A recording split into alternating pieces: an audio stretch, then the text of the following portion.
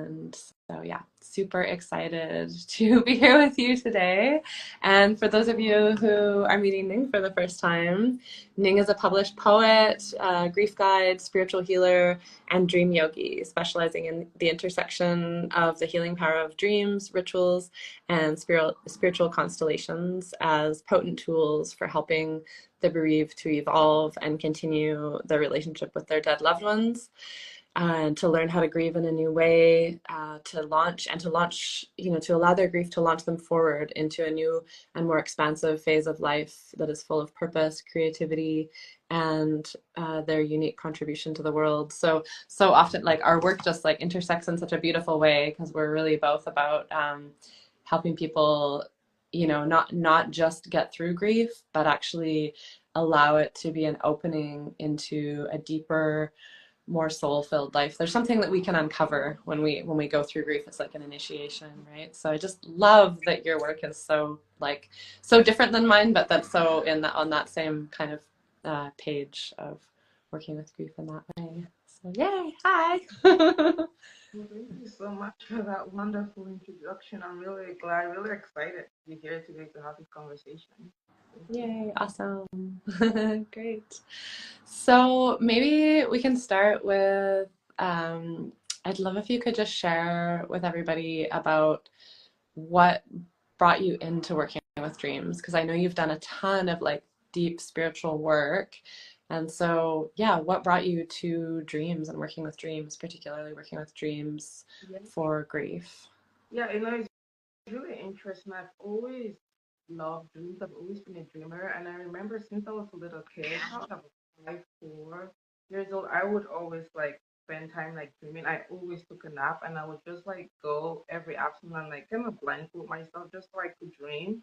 And I really used to have this really profound, this really big dreams. But I think it was probably about 13 years ago that I really entered into this world in a very intentional way, and it all started like one day with an out of body experience I had one morning, which was very strange. And I just actually shared that on my Instagram about a few days ago. And I woke up one morning like literally floating on the ceiling in my apartment in New York, and I was completely flabbergasted because I had all my thoughts. I was who I was, but I could see my body on the bed, and so that just completely changed, everything I knew about life, about death, and I just really deep journey of exploration, just like what is consciousness, what is life, what is death, and through that I somehow got into dreams, and I really entered the dream space through the Jungian world. So Carl Jung is the father of analytical psychology. So I really got into dreams first through that space from out of body experiences, because you can use the dreaming space to also like out of body experiences. And so that's really where I started like working with dreams. And for me, I think what I found really profound was that no matter what was happening in my life and how disconnected I felt with everything, every night when I went to sleep and I had dreams, it just made me feel deeply connected to like the spiritual realm. And so I really wanted to dive deep, and really I entered dreams from that space of working with like the dark side of life, right? Like the trauma, like the parts, the anger, the parts that we don't usually want to deal with. And so I think for me, I found out that it was really a very safe way to work with grief, with darkness, with trauma, and it was also a shortcut to healing. And that's why I am so home about like dream work. Mm, beautiful. Yeah, I mean, it's interesting. Like, the safety part is so interesting, because I mean, it can be dangerous, or like, yeah, I think it can be dangerous working with trauma, and some of the modalities of healing, like especially the more like cathartic ones, can be like re-traumatizing or damaging for sure. And I mean, do you think it's like, is it because it's like our psyche's not going to present us with something that we're not ready for through our dreams? Is it kind of like that, or what can you say more about what makes it so? When I say safety, is because like dreams is really a direct communication from our subconscious mind. People call it your soul, your higher self, intuition, whatever name you want to call. And the language of dreams really is symbolism. So it's using imagery. And so when I say safety, so for example, like especially when we have like the things that cause trauma, like it could be emotional abuse, sexual abuse, death. It really comes with very heavy. These are like primal emotions, and normally to be able to process them, you need like a safe container. It's something that makes you feel safe enough so you can express them without feeling like you're gonna get drowned or burnt out by them. And so in the dreams, for example, let's say you're dealing with anger, like this deep rage. In a dream, it might bring to you an image of like a bull, or it might bring an image of a volcano or an explosion, and so like it brings you these images. So it's not, it kind of like keep you from side eye, like approaching you, and so it's bringing you in a way that you can process it, in a way that it's not gonna completely overwhelm you. Mm. Because if it's sometimes we just completely like it knocks us out. But with the images, it's a little bit distant, and so we're able to be with it and to sit with it. So it's kind of like less direct. Like it is direct, but but in a way it's more direct, but it's less direct in the sense of like shocking the nervous system. Or yeah. More between you, like, and that car exploding is like, oh, it's outside of me. So you don't necessarily see like I'm exploding. It's like this car, and then you can work with that imagery to like process and like release the anger. Right. Yeah. Beautiful. Yeah, it's so powerful. And yeah, I've had so many powerful experiences of working with dreams myself. And so I'm like just super excited about offering this to our community. I'm wondering can you think of like an example of, and I mean, I know it's like you can't share like specific people or whatever, but can you think of an example of just like some ways that it's really, um, like really gotten to the heart of something quickly for yourself or for someone else that you've worked with? I can share. I've worked with many clients, but I don't want to share specific stories. But I want to share a story actually from this book. It's called The Dream Messenger by Patricia Garfield, and it's really a beautiful expression of so many different dreams. And really, there's a story there that shows really this shortcut to really like keep talking about. So the story is really about a lady who's in her 60s, and her son dies at 42, and he has cancer. So he dies, and before he dies, she's a very vibrant lady. She's part of life. She has friends. She's doing a lot of stuff. But then when this death happens, her life just completely shuts down, right? The Mm-hmm. grief is just so unbearable for her, and she doesn't know how to move forward in her life, and she's just completely shut down. She feels frozen. And then what happens is about a year after her son dies, she has this really profound dream. And so what happens in the dream is that she's in this house, and it's like high above a chasm, and beneath it is the river, but the river is frozen with ice. Mm-hmm. And she's standing there, her son walks, in the dream he walks towards her, and she's like, "Hey, Greg," his name was Greg. Like, what are you doing here? Hi. He's like, "I just came to see you and to say how you're doing, mom, and we have work to do." She's like, "Oh." And there were a bunch of rocks next to them. And he's like, "We're gonna take these rocks and we're gonna just throw it down into the river." And he's like, "Help me, mom, let's do this together." And so they start throwing rocks in, and each time they throw the rock, it breaks the ice, the slabs of ice. And so they keep doing that, and it becomes like this super fun thing that they're doing, and they're laughing each time like the rock falls in, like it splashes, like they laugh. And then there are two more rocks at the end, like, let's do this together. And so they throw it and they break the river free. And so she turns to her son at the end, and she's like, "Greg, why are you really here?" He's like, "I came to help you, mom, to break the ice in your heart and to help you live again." Mm-hmm. And as soon as she woke up, she was completely thunderstruck, and her whole life changed. It was literally like the healing, like just literally rush through. And that's the thing, is like when we're grieving, sometimes the emotions are too strong. Like we're talking about like the rage, the shame, regret, whatever they may be. And because we can't process them, they become frozen.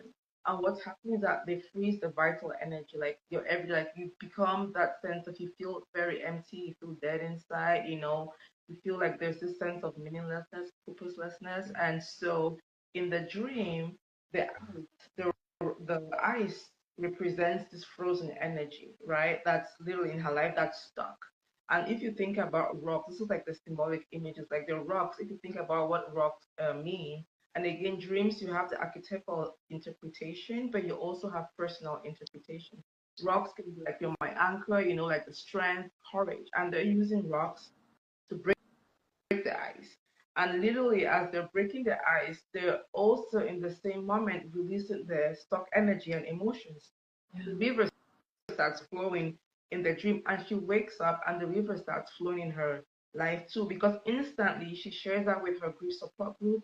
She goes on TV, she shares that story. It touches thousands of people, and you can actually Google this lady and the story.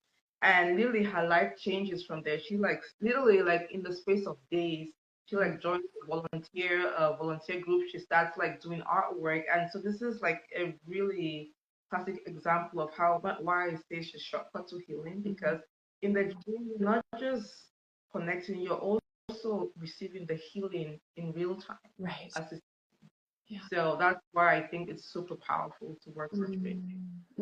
Beautiful. Wow, that's so profound. And yeah, I really love what you said about it's not just information that you're receiving. There's actual healing happening in the dream.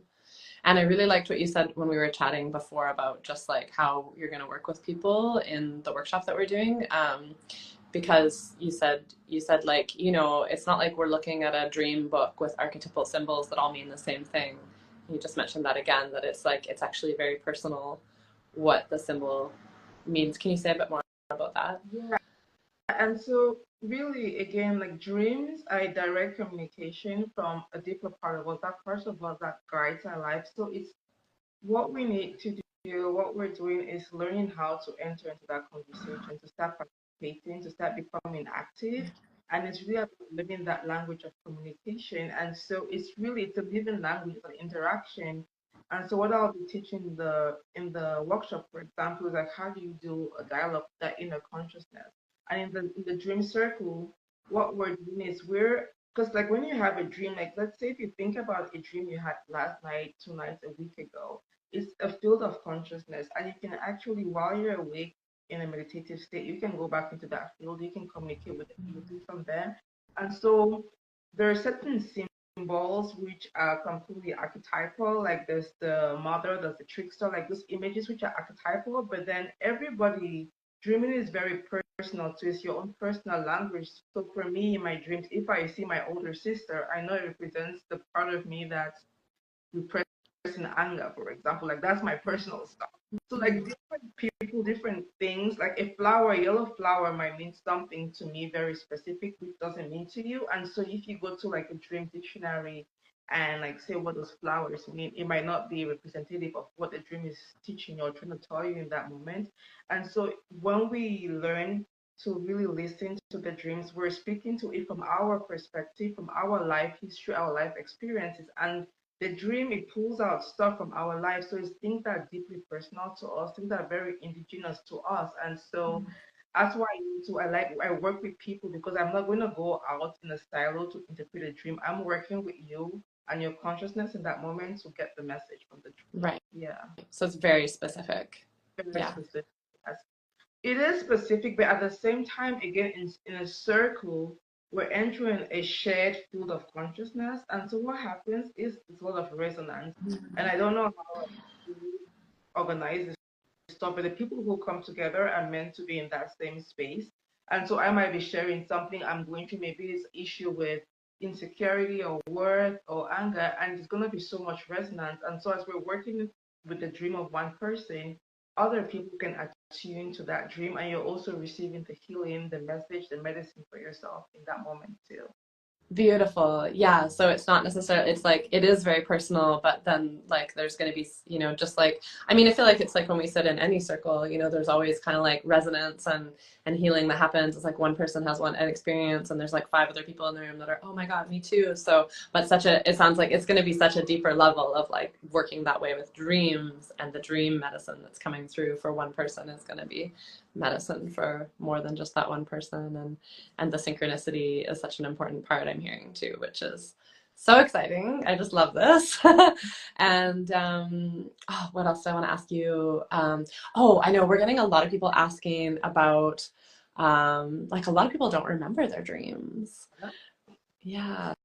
So what would you say to somebody who doesn't remember their dreams but is like interested in maybe coming and to this workshop and trying to see if they can get some connection or contact. So that's really going to be the first thing we're going to work with in the first day of the workshop is remembering the dreams. And it's really, most people don't even know. It's so easy. Like the key thing of even remembering your dreams is just wanting to remember your dreams. It's just that intention. Like with this work, intention is so strong. And intention followed by action. So for example, like I want to remember my dreams. And so then you get a dream, a journal, and that could be any book to say, I'm going to write down my dreams, right? So that's like the first really easy thing you can do is just setting that intention. And there are many different things like lifestyle changes, upgrades to make to help you to what happens. And I'll teach that evening ritual to help people like preparing because literally when you're going to sleep, we're preparing for dreaming when we're doing this work. And there's like different things you can do. So we go through the day, we have a lot of stress, people make us angry, like this anxiety, all of these different things. So at the end of the day, it's almost like as though you've had a day, like think of a day where you've gone and you've worked out like crazy, like you're sweaty, and you just go to bed to sleep. You will take a shower first. And so it's the same thing before like dreaming. We were taking like a emotional and mental shower.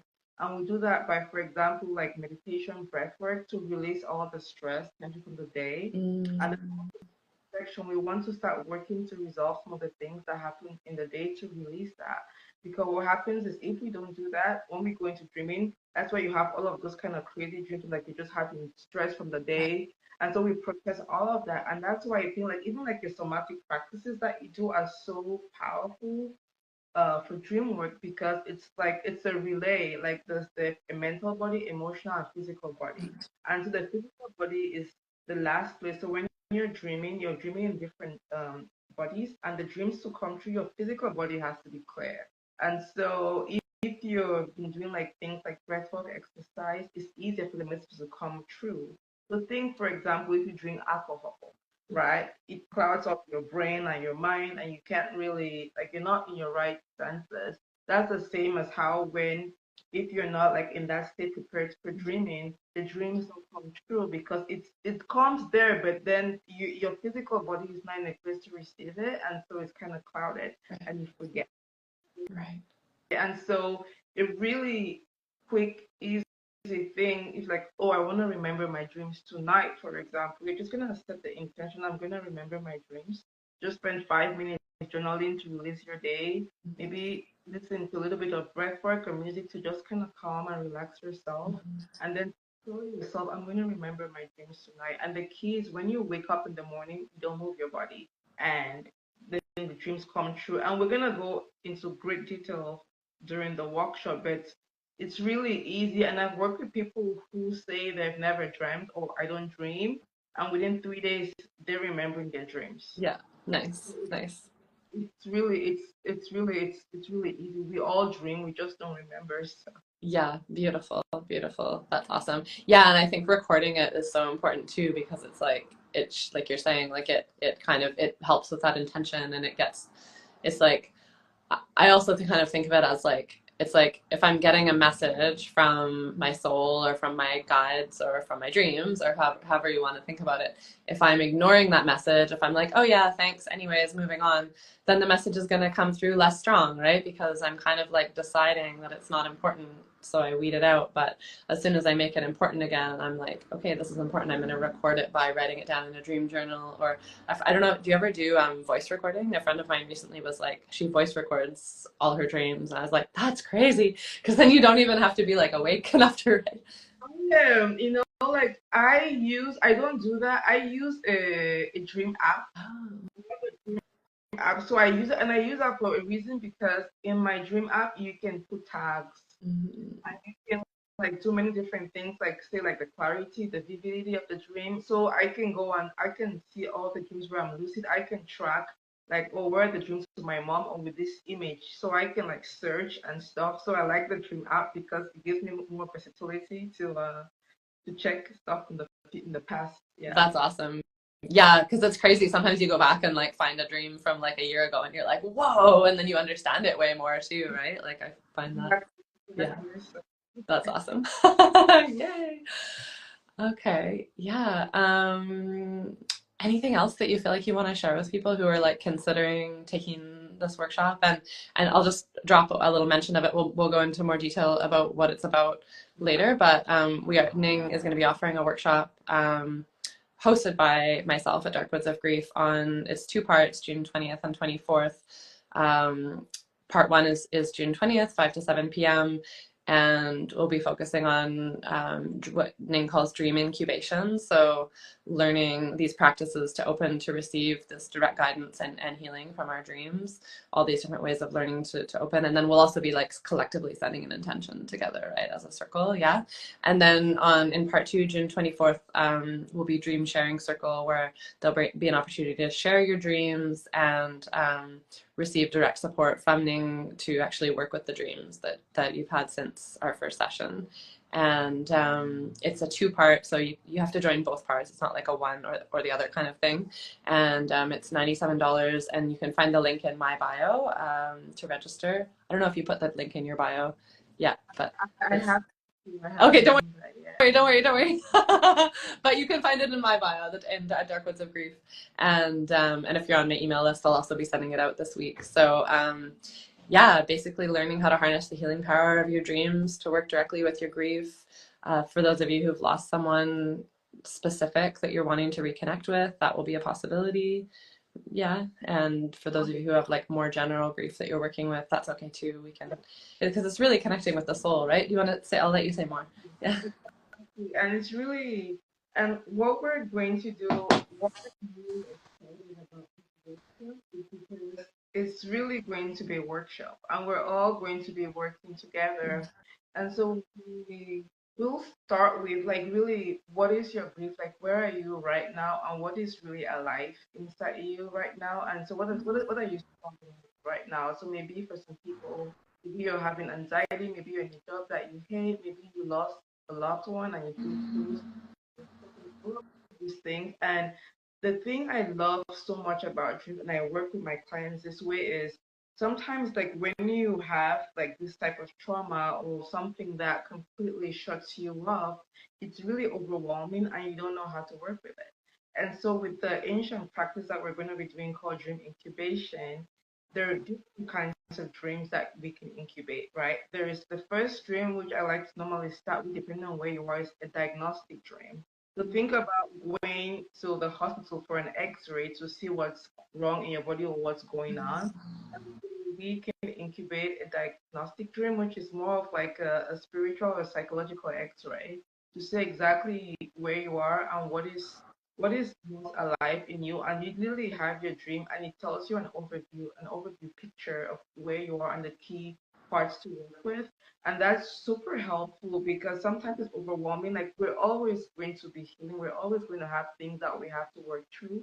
But what is the thing that's most alive, most active, that wants to be processed and moved through? And so the dream really shows you. And so I'll give you like a little example, really a small example. Like it's really a beautiful process where you start this communication with yourself. Like the other day, I've been feeling a little bit out of alignment with my life and what I'm doing. And I asked my dream, I incubated a question.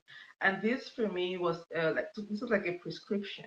I asked the dream that I need you to tell me one thing that I can do right now to feel more in alignment with my life right now. And then I had a dream, it shows me a dream of like being in an office space and all of I have a boss who's younger than me and he comes in and he's telling me like to arrange these things, put all these things in place. There's a textbook there's clothes racks. And when I go into the dream and talk with the dream, it's basically telling me I need to create more structure in my life. I need to create more rituals. I need to pay attention to the little things, the little details. And so and so right away in that moment, so on the dream, I'm like, okay, I'm going to meal prep for the week so that I can be more in alignment. And because all of those things, when I wasn't creating structures, then it's like nothing really ever happens because you don't have that plan. And so it's like this communication that you can start having with yourself. So we could start with a diagnostic dream, like what is one limiting belief that's really holding me back, for example, in my life. And the dream will show you exactly what that is. And then you can ask again, like, what should I do about it?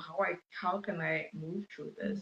And so in the workshop on that first day, we're gonna see what is really important for you, to work through, and we're gonna have 4 nights to dream.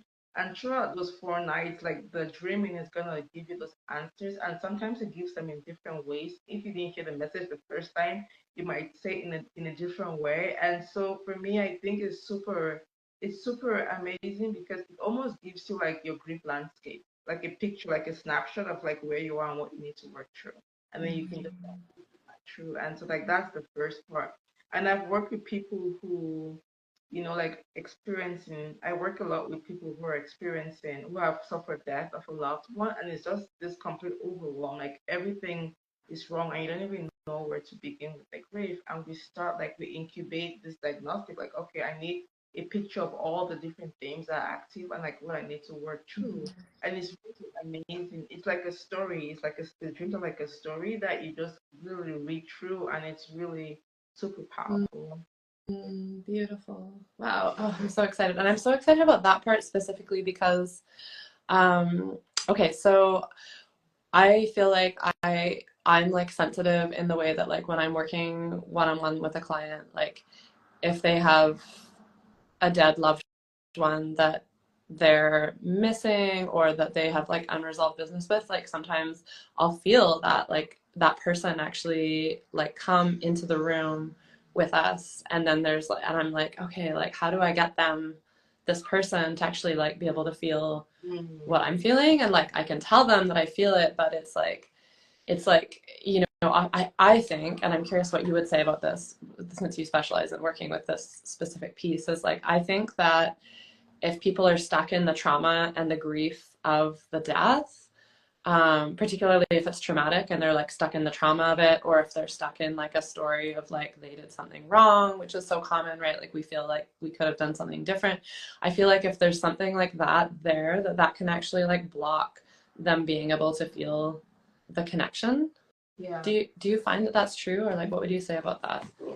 Yes, because, and that's why I work a lot with the dreams, because in the, like, everybody, like, what we do, like, feeling like people who have passed, people who have died, like, feeling energy, intuition, we all have access to that, but different things block us. And so, for example, like, the person who has just lost a loved one, like, your whole nervous system is completely out of balance. Like, you are, like, your energy field is chaos.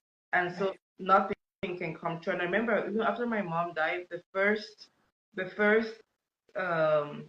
6 months, like I remember I went to like this spiritual retreat with my teacher in Sedona, this beautiful place, like with nature, connecting with the land. I could feel absolutely, and I'm normally very sensitive, like talking, like I could feel nothing because I was numb and I was completely blocked off. And so that's really what happens, like when you've lost someone, like the grief is like you just shut down. And so that's why it's easier, like in the dream state, to access that because we're out of that numbness, out of the anxiety, all of that stuff. So it's easier to connect with them that way because it takes time to do that whole healing when you're awake to be able to start receiving those messages. And so Right. yeah, yeah. So it's and that's why like in that dream I shared, like when I share with people visitation dreams, it's because you can actually that's why dreams, even beyond just working with your inner guidance, you can work with people who have died, with all these different intelligences are available to you. Mm. I intention and invite them. Like, I need help from XYZ. No, sometimes I'm like, my mom died, and I'll be like, Mom, I need advice on this. Like, I need your help. And she will come to help me.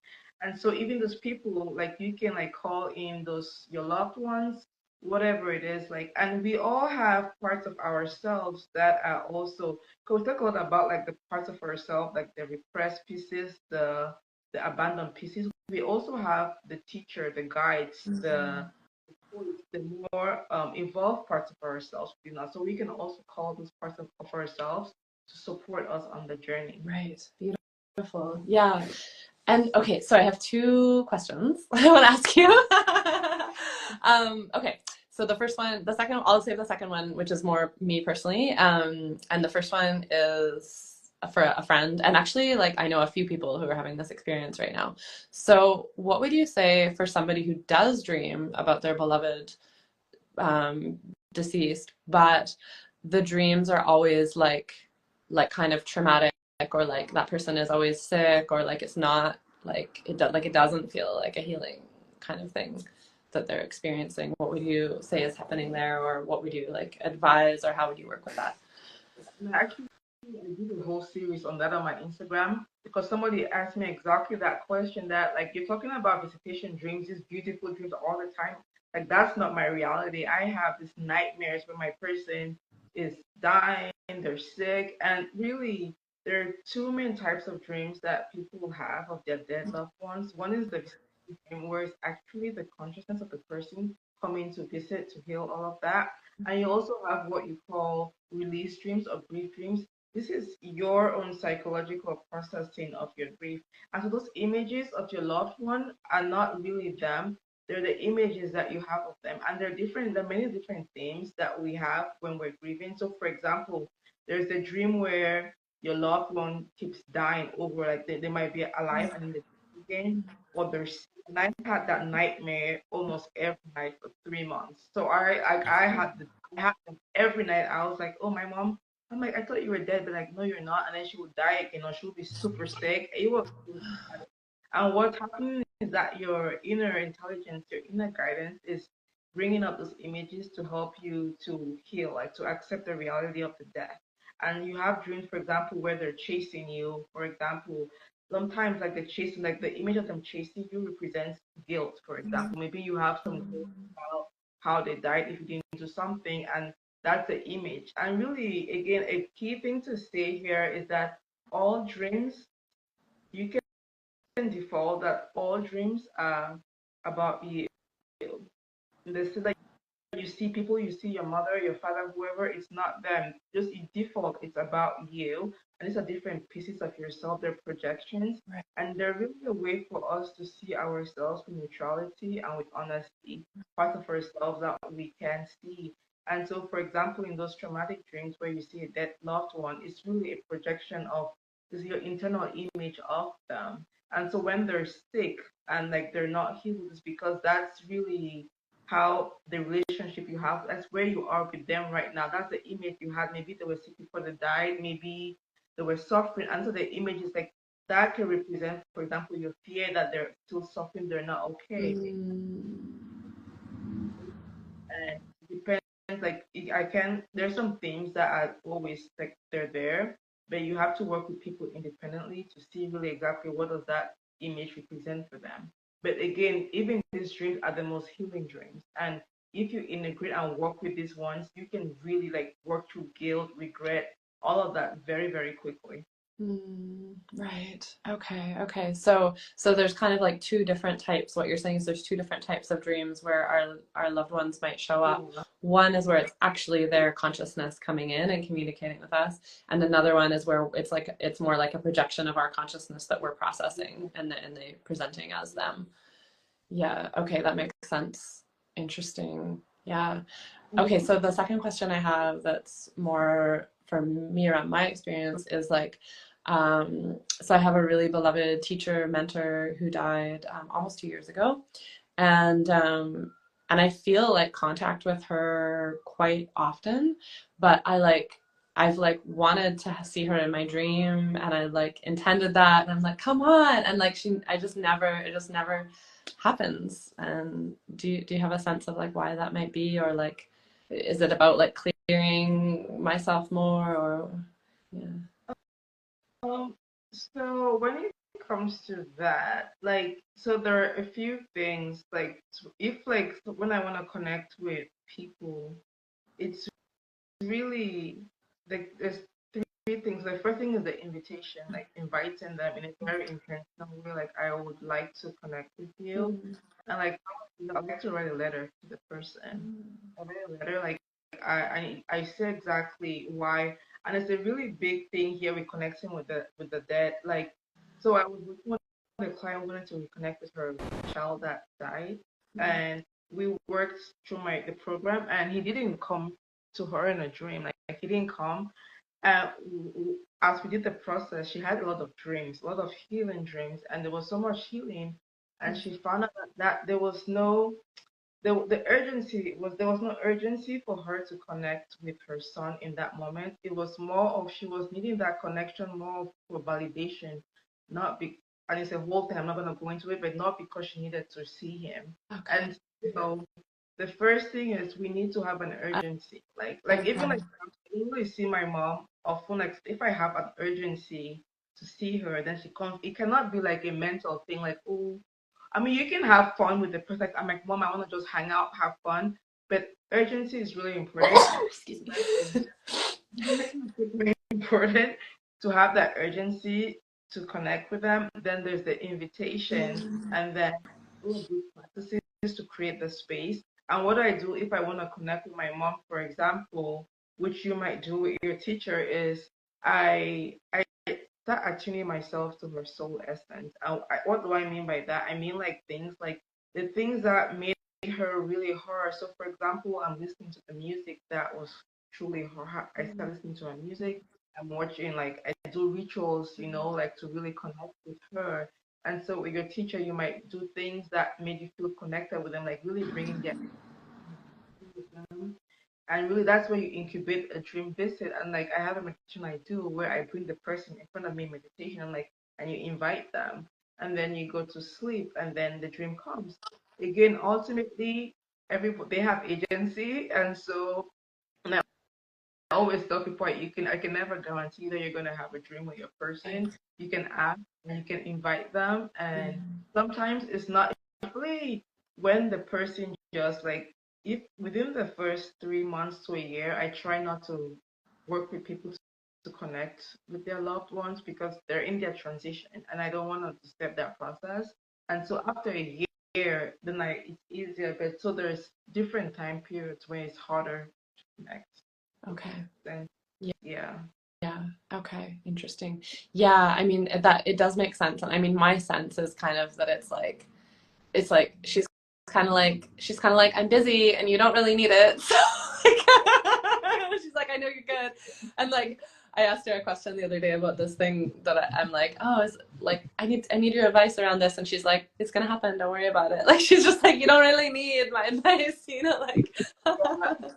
So maybe it's sort of like that, but I'm also hearing that there's all these different practices that you bring in for that dream incubation to invite the person. It's not just inviting them and intending. It's like there's all these different rituals and practices that you bring in.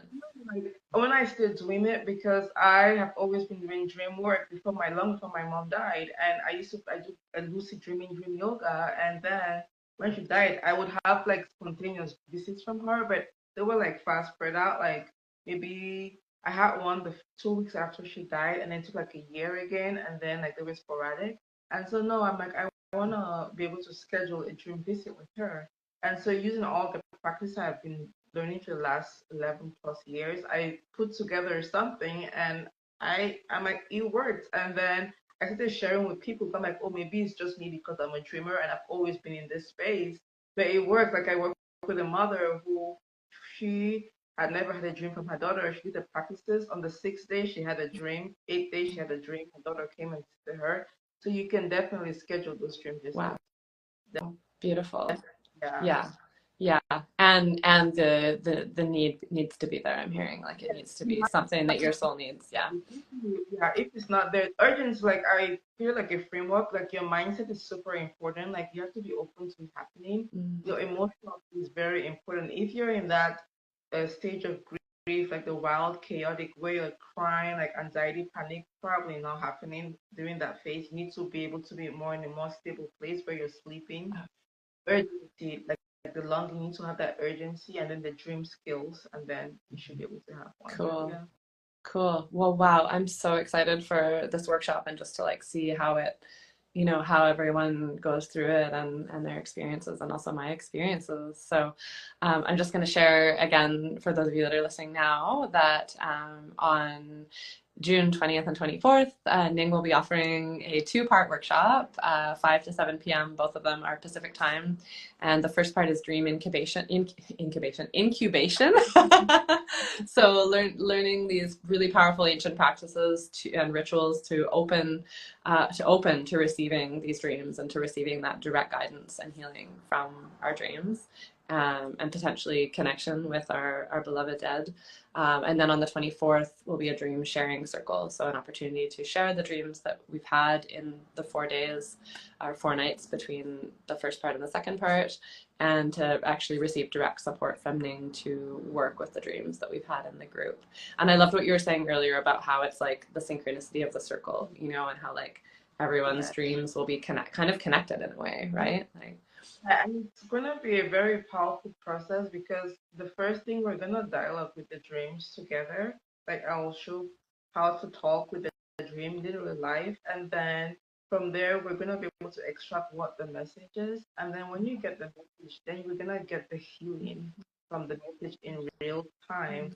And what that does, it's really powerful that it really opens you up to new ways of seeing and being. So we're gonna do that healing right there. And the last part is a ritual to ground the dream in reality. It's almost like if somebody does something nice to you, it's like a thank you, it's like gratitude. It's a ritual like I received this gift with gratitude and I always say.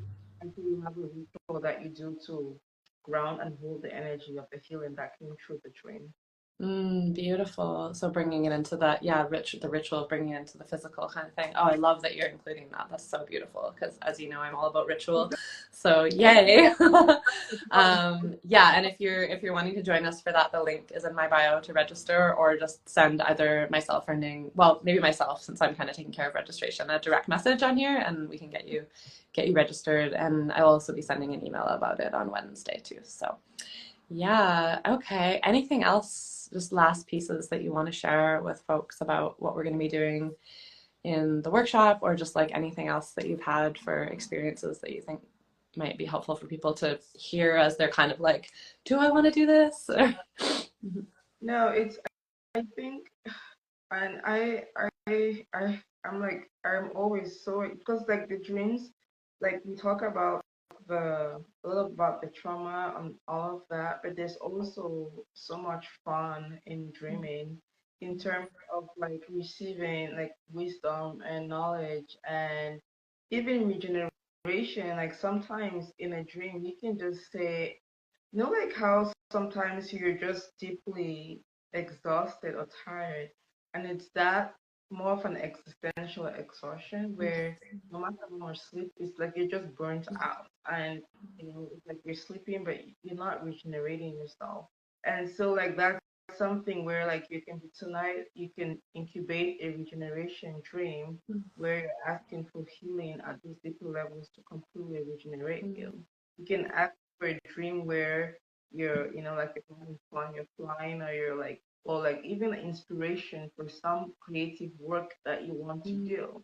And so even this process, when I say grieving through dreams, it's a process where it's like immersion and distraction. So you use the dreaming to immerse yourself in the grief and you work with that. But you also want to take moments also just to for things to settle, for things to integrate, and then you can move on with the dreaming that way.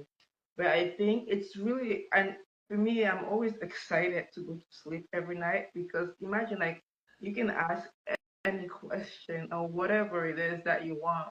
And so, a really cool thing. So I asked my dream, I was a bit stressed about the live today. And normally I don't really like videos. And I asked my dream, like, that was the one thing I can do today to be prepared for this live. And I had this crazy dream where I was in this shop and I was in the shop looking for a red one-piece swimsuit. Don't ask me why. And there's a bunch of people, and we only had to get a one-piece red suit.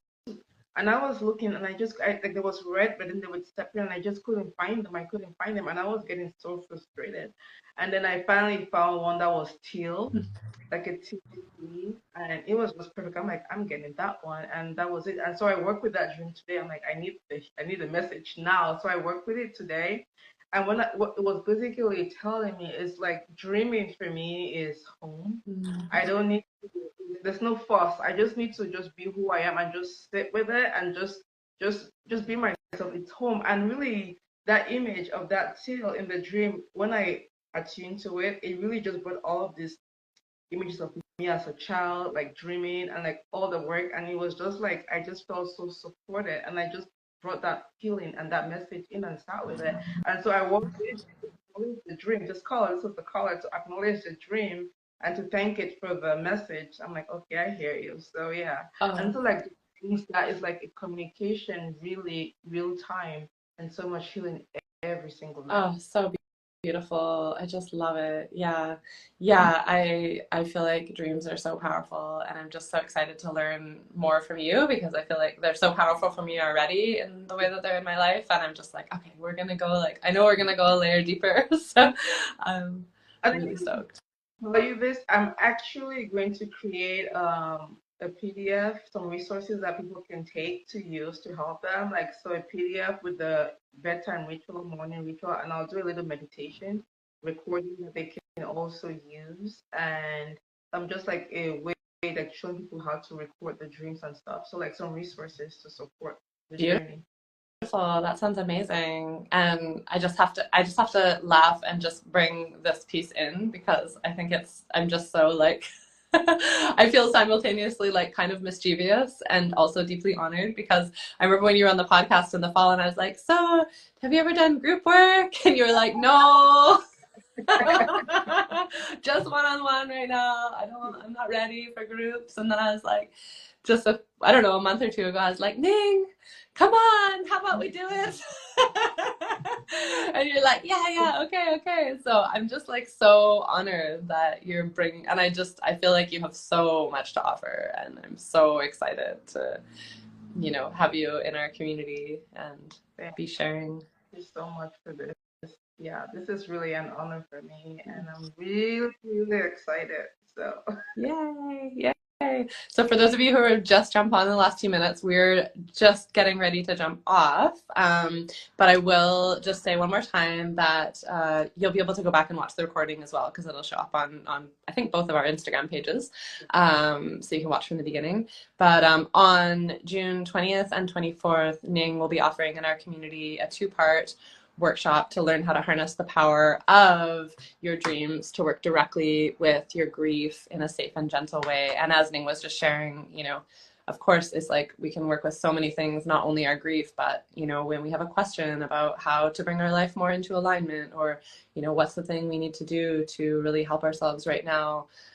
Dreams are just such a powerful way of working, but particularly working with grief and working with when we're feeling stuck, especially stuck in grief or like we're just like really wanting to know that our person who's died is okay on the other side, make that reconnection, maybe ask them a question, have their advice, like you're just talking about talking to your mom and like getting her advice, like, oh, so amazing. So yeah, 2-part workshop, June 20th, 5 to 7 p.m. Pacific time is the first part.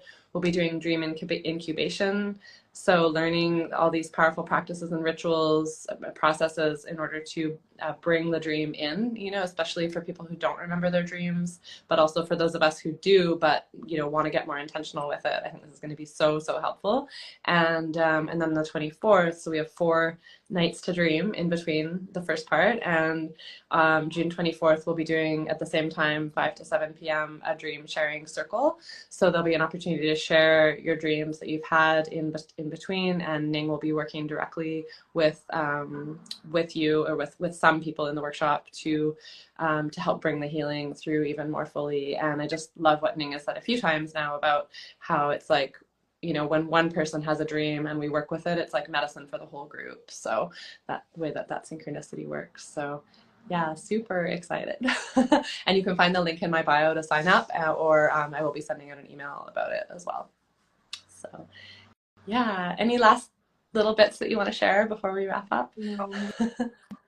tonight. I Yeah. hope everyone has beautiful dreams tonight. And that's the thing, even like just listening to us talk, it's really powerful, like how the space is just intention and achievement. And even it's almost as though your consciousness and your inner intelligence knows that you want to do this work just by you showing up, like for example, to this life, and the dreams just start pouring through. And so write your dreams down tomorrow morning and see what comes true. Yes, beautiful. Beautiful advice. Yeah, definitely. And the chat, this post will be up in the chat thread. So if you have questions that you want to ask Ning in the meantime before the workshop or about the workshop, or if you have a dream and you want to share, you know, feel free to share, and we'll try to get back to it, and hope to see many of you in on June 20th. All right. Thanks everyone for joining. Yeah, absolutely. Thanks everybody, and thank you so much, Ning. Good Okay. night. Now I have to figure out how to. I never can figure out how to end these. So. Oh, and some people are saying thank. Yoga and Stella is saying thank you. Yeah, thanks everybody. Okay.